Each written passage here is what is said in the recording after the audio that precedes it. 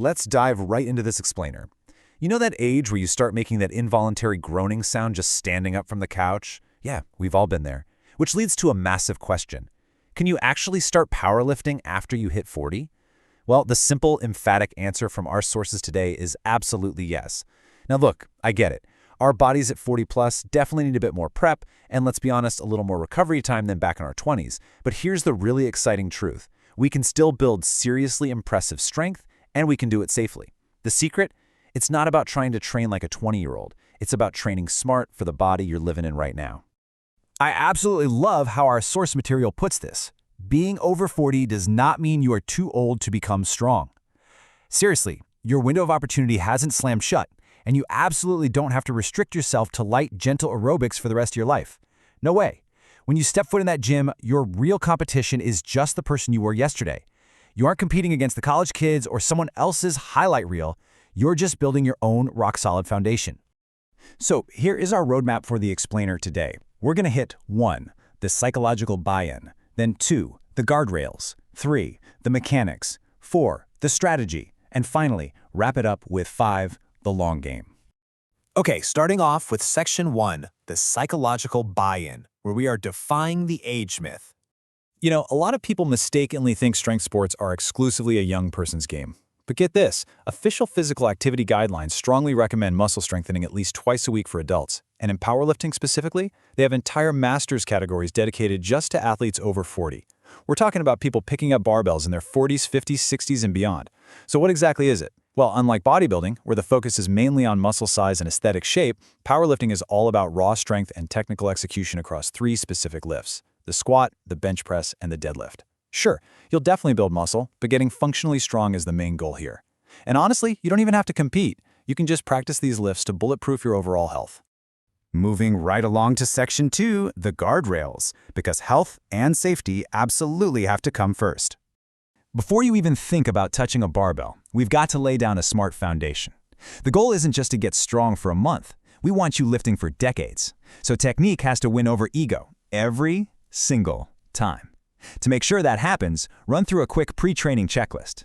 First up, if you're dealing with high blood pressure, diabetes, sketchy joints, or major past injuries, just go chat with your doctor. It doesn't mean you can't lift, you just might need to tweak the program a bit. Second, and this is absolutely crucial, you've got to learn the difference between normal muscle fatigue and sharp, sudden pain. Mild soreness is totally fine and expected, but never, ever ignore sharp pain. Finally, if you can, hire a coach. Ask them to film you from a few different angles. Honestly, having video of your form is literally your first piece of safety equipment. All right, section 3, the mechanics, where we dive right into the big 3 lifts. Now, quick reality check before we talk mechanics. Beginners, do not test your absolute maximum weight on day 1. Seriously, don't walk into the gym trying to find the heaviest thing you can possibly pick up. Your only goal right now is learning the movement patterns. We're starting with the squat, the undisputed foundational lift for lower body strength. When it comes to the squat, your setup is everything. Make a habit of setting those safety bars in the rack to the right height before you even unrack the bar. You actually want to learn how to fail a lift safely before the weight ever gets heavy. As you move, keep your core braced super tight, control your way down, and keep the barbell balanced right over the middle of your foot. And hey, keep in mind, your stance is going to look a little different from the next person's. We all have different leg lengths and hip mobility, so there is no one-size-fits-all stance here. You have to find what works for you. Next up, we have the second main lift, the bench press. This is your go-to for building serious upper body pressing power. Setting up for the bench press is pretty straightforward, but the golden rule here is to always use a spotter or those safety arms when you're going heavy. As you lay back, plant your feet firmly into the floor. Get your upper back incredibly tight, and control the bar on the way down to your chest before pressing it straight back up.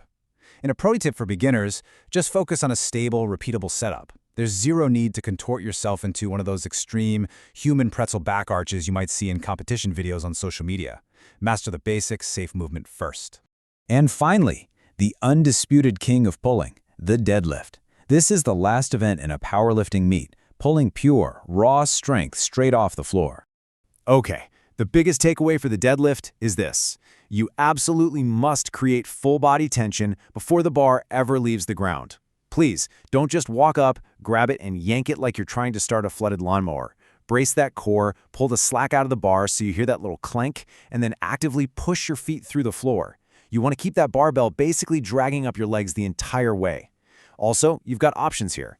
You can pull conventional with your feet closer together, or you can go sumo with a super wide stance. Neither is universally better. It's entirely about what fits your specific body structure and feels the most powerful to you. Let's move into section 4, the strategy. It's time to talk about training smart.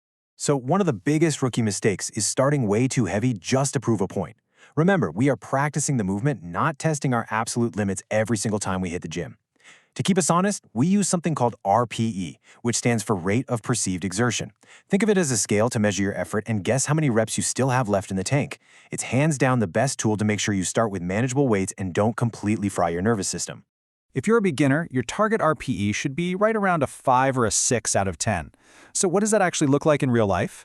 Well, if your program says to do 5 squats, you want to pick a weight that you could probably lift 8 or 9 times if your life depended on it, but you deliberately stop at 5.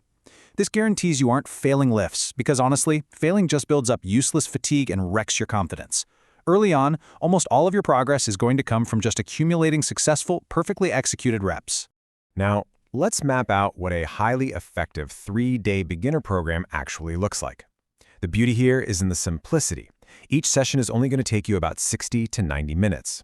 Day 1 is your squat and bench for 3 sets of 5, plus some light accessory work. Day 2 is the deadlift and a lighter bench variation.